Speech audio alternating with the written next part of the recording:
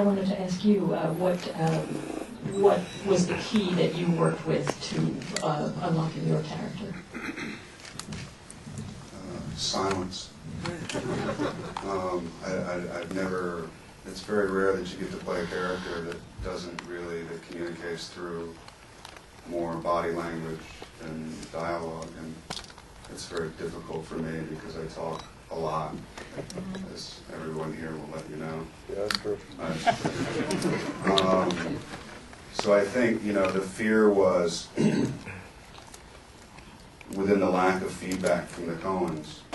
The fear was... Directors who don't give feedback. No, they give feedback when it's needed, and obviously it wasn't needed very much, but which instills confidence after you leave and finish the film and see the finished product. But you get caught in a trap of, the fear is to get caught in the trap of overcompensating for, not a lot of dialogue, so you end up scratching when you don't bitch, and, like really one of the biggest conversations we had was how much he would talk to himself without, looking like he was going insane or something. He does keep himself company out there. So, little things like that I've never had really a conversation about with filmmakers ever, in 23 years of doing this. So that was the biggest thing for me.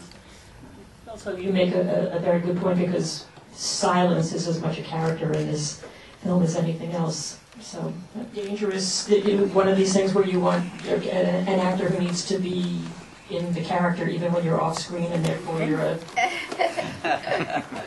It seems to be a no. Dangerous question.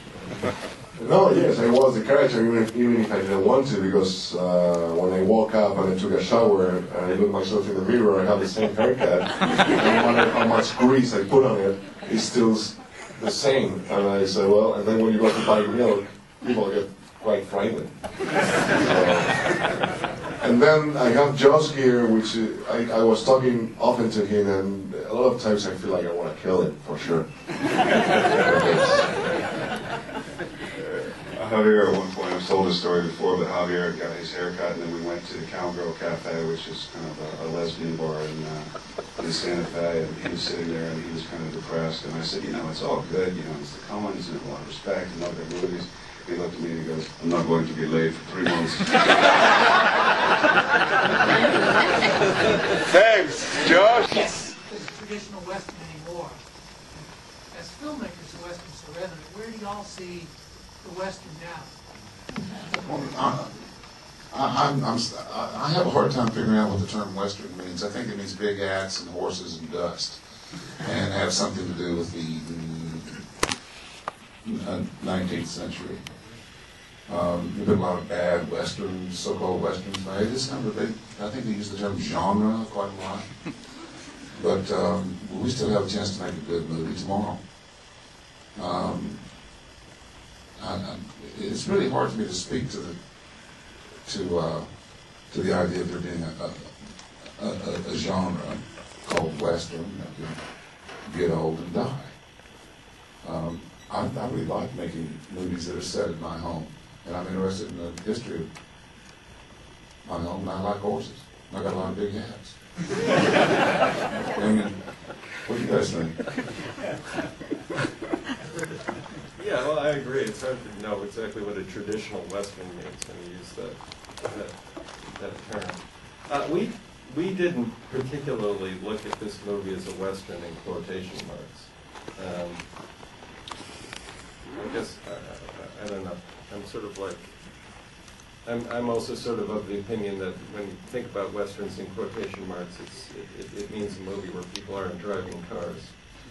Yeah, if this movie's a Western, then so is Blood Meridian.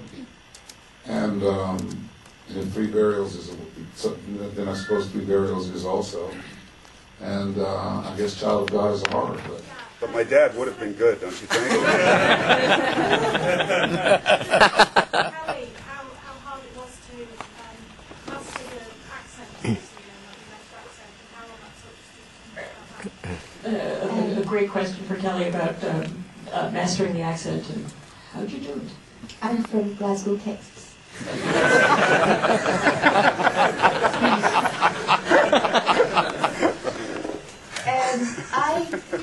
I've got a very good friend who's a dialect coach, and when I first went in to meet Ellen Chenoweth, I was in New York, and I spoke to my good friend for half an hour or so in the hotel bathroom while my husband was watching a film, and I went in to see her, and it kind of just clicked, and I don't know why. I just could hear her voice when I read it. I think that's down a lot of it's down to Coen's writing. What attracted you to playing a psycho killer? Money is not the question, because well, I'm getting a big star here, and then you pay me back. Anyway, I guess the fact of working with them, which is something that for a Spanish actor is impossible to even imagine. Having in mind that the first time I arrived to the States in 2000 in Toronto Film Festival, which is now my agent and friend Elise Schertz, asked me the famous question of, who would you like to work with? Who would you like to work with? And I said, the Coens. And I said, no, that's impossible. Next. I said, why? So he goes, no, that's not going to happen ever.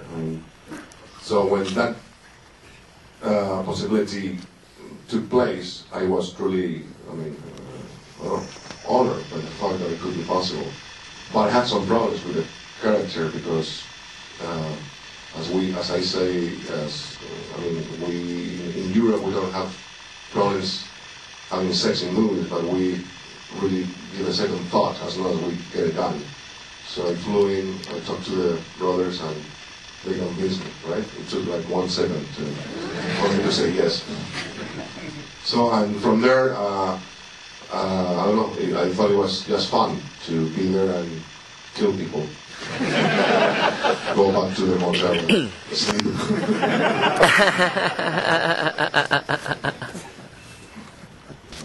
Working on your first direct adaptation of another work of art. Oh, I should excuse the lady villas.